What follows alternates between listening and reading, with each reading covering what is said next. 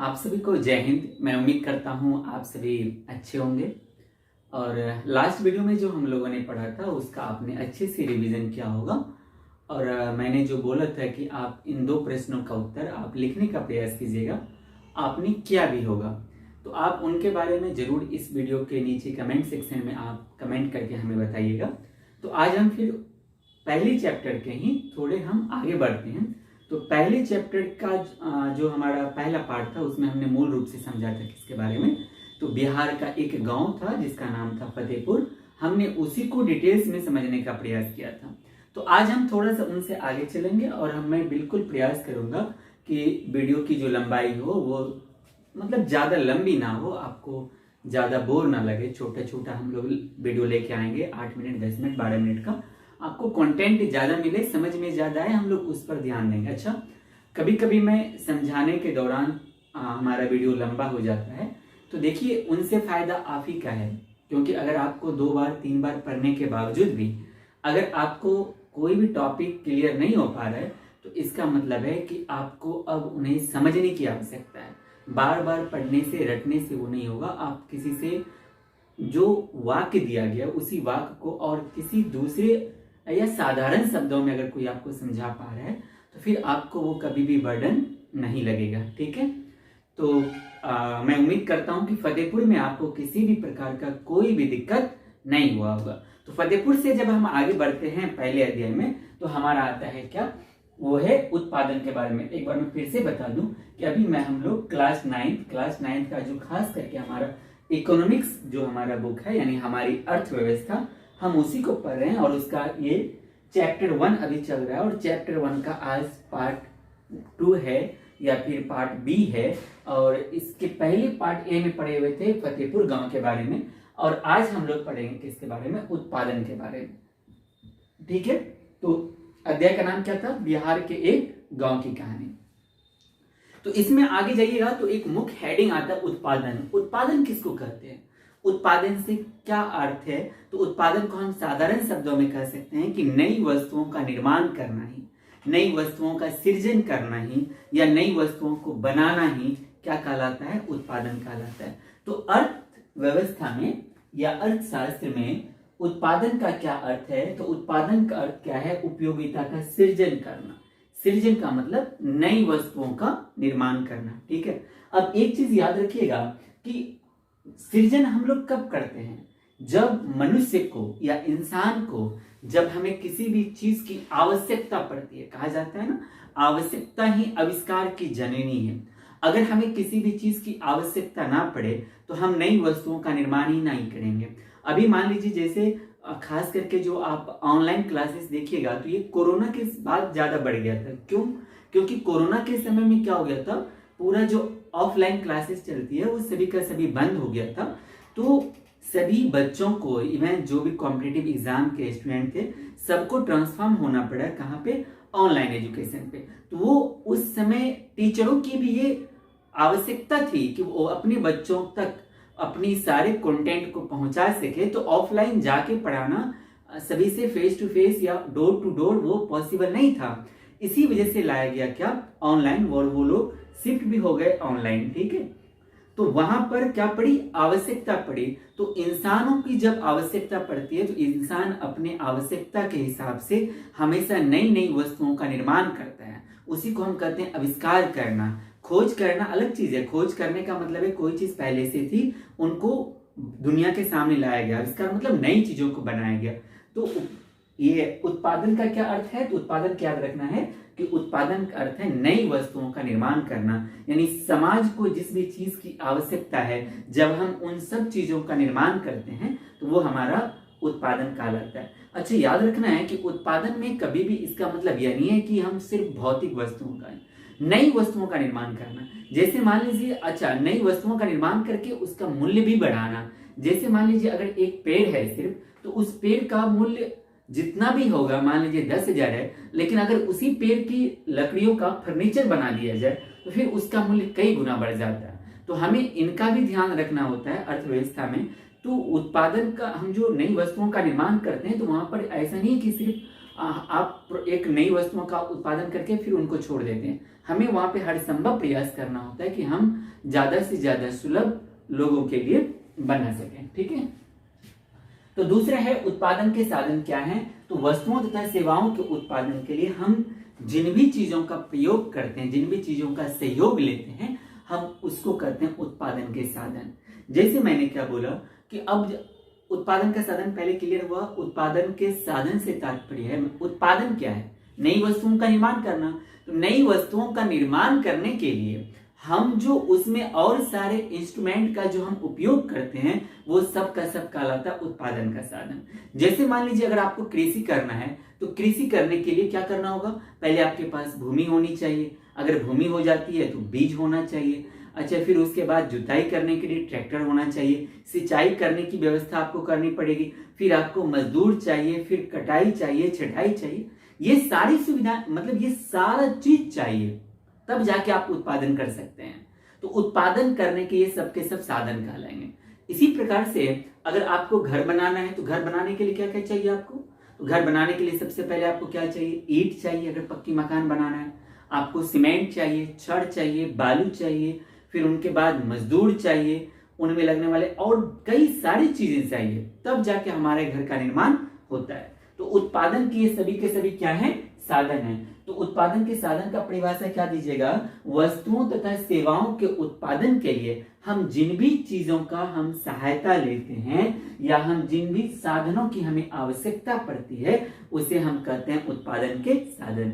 अच्छा, इसी को आप और क्या कह सकते हैं, तो इसको आप कह सकते हैं उत्पादन की क्रिया में जो भी सहयोग देता है वो क्या कहलाता है, उत्पादन का साधन कहलाता है। ठीक है, तो उत्पादन के मुख्य रूप से साधन अगर देखिएगा अर्थव्यवस्था के दृष्टिकोण से, तो हम क्या कह सकते हैं, तो उत्पादन के मुख्य रूप से 5 साधन हैं। कौन सब है, भूमि, जिसको हम इंग्लिश में क्या कहते हैं, लैंड कहते हैं। श्रम चाहिए, श्रम मतलब मेहनत आपको चाहिए, जिसको हम लेबर कहते हैं। फिर आपको पूंजी चाहिए, बिना रुपया का कुछ भी नहीं हो सकता है, जिसे हम इंग्लिश में क्या कहते हैं, कैपिटल कहते हैं। साथ ही साथ आपको एक व्यवस्था, एक संगठन चाहिए, जिसको हम क्या कहते हैं अंग्रेजी में, ऑर्गेनाइजेशन। इनके साथ ही साथ आपको साहस दिखाना पड़ेगा, या फिर उद्यम चाहिए, जिनको हम कहते हैं इंटरप्राइज। यानी उत्पादन में मुख्य रूप से उत्पादन के कितने साधन है, 5 साधन है। याद रखिएगा, ये प्रश्न आपसे बिल्कुल ही पूछा जाएगा लघु उत्तरीय में भी और दीर्घ उत्तरीय में, कि उत्पादन के साधनों को विस्तार पूर्वक से आप व्याख्या कीजिए, या उत्पादन के कितने साधन हैं आप उनके नाम लिखें। ये आपको लघु उत्तरीय में या फिर लघु उत्तरीय में ये प्रश्न आपसे पूछा जा सकता है, तो इनको ध्यान में रखना है। तो इन 5 को मैं डिटेल से अगली वीडियो में विस्तार से बता दूंगा, या फिर मैं अच्छे से समझा दूंगा। यहीं पर अगर आप समझना चाहें तो उत्पादन करना है, कुछ भी लगाना है, आपको फैक्ट्री लगाना है, कृषि करना है, रेलवे का जाल बिछाना है, तो उन सभी चीजों के लिए क्या चाहिए, भूमि।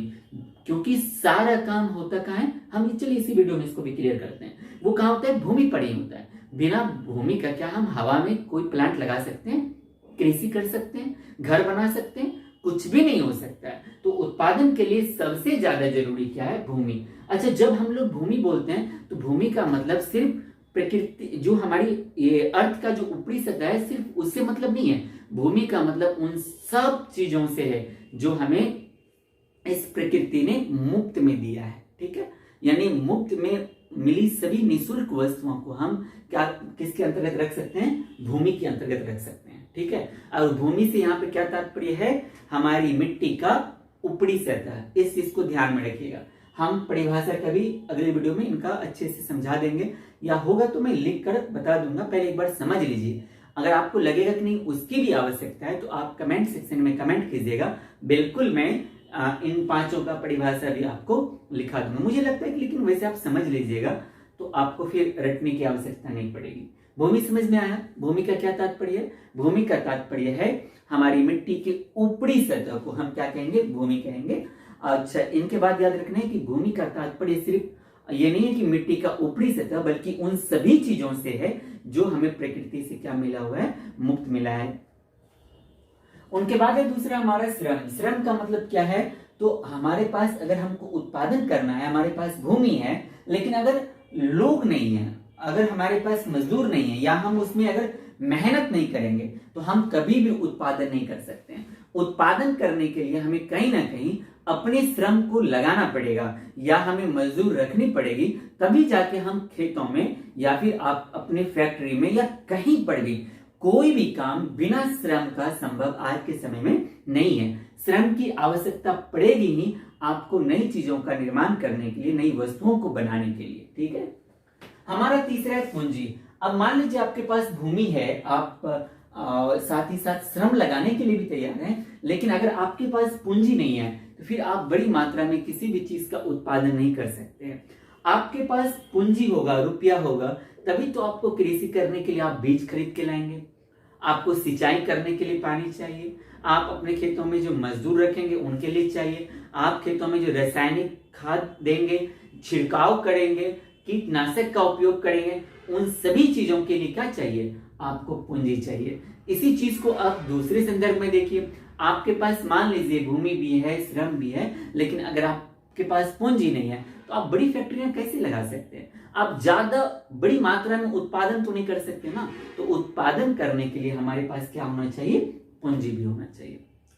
इनके बाद ये दोनों भी जरूरी है, वो हमारा चौथा क्या है? व्यवस्था या संगठन। व्यवस्था या संगठन से क्या तात्पर्य है? मान लीजिए हमारे पास भूमि हो जाता है, श्रम है, पूंजी है, और हम कुछ चीजों का निर्माण भी करते हैं।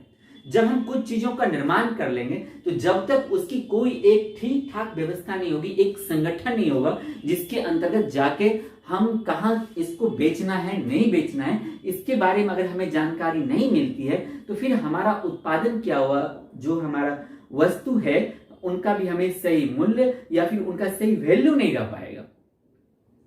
तो उन चीजों के लिए हमारे पास क्या होना जरूरी है? उनकी एक ठीक ठाक व्यवस्था होनी चाहिए, या हम उसी को क्या करते हैं? संगठन होना चाहिए, एक ऑर्गेनाइजेशन होना चाहिए जो हमें दिशा निर्देश हमेशा देते रहे।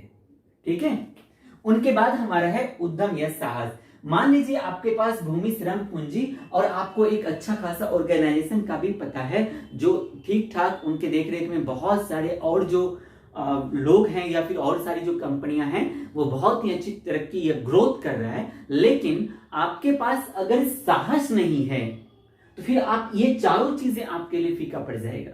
ये चारों चीजें काम तभी करेगी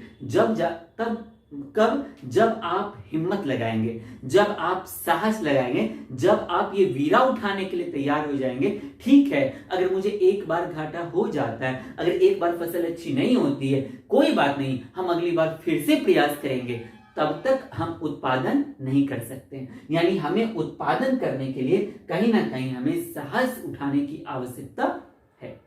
तो मैं उम्मीद करता हूं कि ये पांचों टॉपिक भी आपका क्लियर हो गया होगा। अगर इन पांचों टॉपिक में कहीं पर भी आपको कोई भी डाउट रहता है तो आप अपने डाउट को कमेंट सेक्शन में विस्तार पूर्वक लिखिएगा। मैं बिल्कुल प्रयास करूंगा कि अगली वीडियो जब मैं बनाऊं तो मैं वहां पर आपको उनको अच्छे से समझा दूं। ठीक है, उनके बाद यहाँ पे मैंने कुछ दो टॉपिक को मैंने और ले लिया है इनके साथ ही। एक है बहुविध फसल प्रणाली। प्रश्न बनता है कि बहुविध फसल प्रणाली किसे कहते हैं, या बहुविध फसल प्रणाली से आप क्या समझते हैं? ये आपको 10th क्लास में भी पूछा जा सकता है। 10th क्लास का भी एक बीवीआई प्रश्न हम इसको कह सकते हैं। तो बहुविध फसल प्रणाली क्या है? तो एक वर्ष में, है ना, एक वर्ष के दौरान, एक वर्ष में या एक वर्ष के दौरान किसी भी भूमि पर, किसी भी जमीन पर जब हम एक से ज्यादा फसलों का उत्पादन करते हैं तब जाके हम उसे बहुविध फसल प्रणाली कहते हैं। क्लियर हुआ? बहुविध फसल प्रणाली क्या है या बहुविध फसल प्रणाली किसे कहते हैं? जब किसी भी भूमि पर एक वर्ष के दौरान हम एक से अधिक फसलों का उत्पादन करते हैं तो हम उसे क्या कहेंगे? बहुविध फसल प्रणाली। आप इसी चीज को देखिए ना, बहु का मतलब अधिक, है ना, विधि का मतलब एक से अधिक, है ना। तो फसल प्रणाली तो है, जब एक वर्ष के दौरान किसी भी भूमि पर, किसी भी जमीन पर हम एक से अधिक फसलों को एक साथ उगाते हैं तब जाके वो क्या कहलाता है? बहुविध फसल प्रणाली। आप इसको अपने आसपास में देखे होंगे, बहुत सारे लोग क्या करते हैं, पहले अदरक आदि जो है ना, आदि बो देते हैं, फिर उनके ऊपर मकई बो देते हैं, बीच बीच में जो है आदि भी लगा देते हैं, तो मतलब एक साथ में दो फसल हो जाता है। कई बार लोग आलू के साथ में सरसों का खेती कर लेते हैं। तो आप एक कमेंट सेक्शन में कमेंट करके बताइएगा कि आपके आसपास में क्या बहुविध फसल प्रणाली का कृषि हो रहा है। अगर हो रहा है तो किन किन फसलों को एक साथ वो लोग लगाते हैं। जैसे कई बार आप किराने की खेती में इसको देखेंगे कि बहुत ही बड़े स्तर पर देखा जाता है कि ऊपर आपको झींगा हो गया या फिर परवल हो गया, उनके साथ में कई सारे और फसल लगा दिए जाते हैं, तो एक ही साथ में मतलब अधिक मुनाफा लोग कमा लेते हैं बहुविध फसल प्रणाली के माध्यम से। ठीक है, उसके बाद आपको याद रखना है कि भूमि मापने की इकाई क्या है, हेक्टेयर है।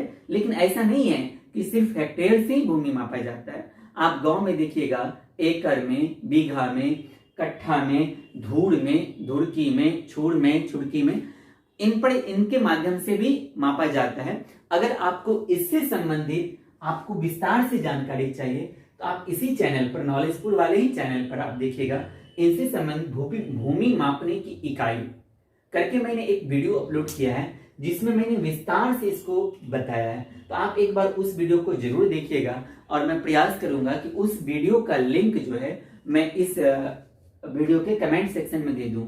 अगर नहीं देता हूं तो एक बार आप सर्च कर लीजिएगा, बिल्कुल आपको अच्छे से आपको इसके बारे में जानकारी मिल जाएगी। ठीक है, तो मैं उम्मीद करता हूं कि ये सारी चीजें आपको समझ में आ गई होगी। हमारा इस पे कंटेंट कम है, लेकिन जो समझने वाली बात है मैंने शायद उस पर काम किया है और आपको शायद समझ में भी आया होगा। अगर कहीं पर डाउट रहता है तो आप बिल्कुल पूछिएगा, मैं फिर अगली वीडियो में उसको क्लियर कर दूंगा। एक बार मैं वीडियो के साइड में आ जाता हूँ, आप रोक के एक बार वीडियो को इसका स्क्रीनशॉट ले लीजिए या पहले लिख लीजिए। तो मैं उम्मीद करता हूं कि आपने वीडियो को रोक कर इसका स्क्रीनशॉट ले लिया होगा या लिख लिया होगा। आपको अगर कहीं पर भी डाउट रहता है तो मैं एक बार आपको सलाह दूंगा कि एक बार दोबारा इस वीडियो को देखिए, और मुझे लगता है अच्छे से समझ में आ गया होगा। रटने की कोई आवश्यकता नहीं पड़ेगी आपको, जो भी आज की वीडियो में मैंने समझाने का प्रयास किया। इनके बावजूद कहीं पे आपका डाउट रहता है तो आप अपने डाउट को कमेंट सेक्शन में कमेंट करके जरूर बताइएगा, और मैं अगले वीडियो में प्रयास करूंगा कि मैं आपके डाउट को क्लियर कर दूं। साथ ही अगर आपने इसके पहले पार्ट को नहीं देखा है तो पहला पार्ट जरूर देखिएगा। क्लास 9 इकोनॉमिक्स नाम से एक आपको प्लेलिस्ट बना हुआ है, उस प्लेलिस्ट में मैंने पिछले वर्ष वीडियो मैंने और सारे अपलोड किए हैं, तो आप उन सभी को भी देखिए, निश्चित आपका फायदा होगा। मिलते हैं अगले वीडियो में, तब तक देखते रहिए नॉलेजफुल के और सभी वीडियो को। लेकिन जाते जाते हमारे आपसे रिक्वेस्ट है कि आप इस वीडियो के लिंक को अपने दोस्तों के साथ और व्हाट्सएप ग्रुप में जो भी भाई बहन पढ़ने वाले हैं उनके साथ जरूर शेयर कीजिएगा। जय हिंद, जय भारत।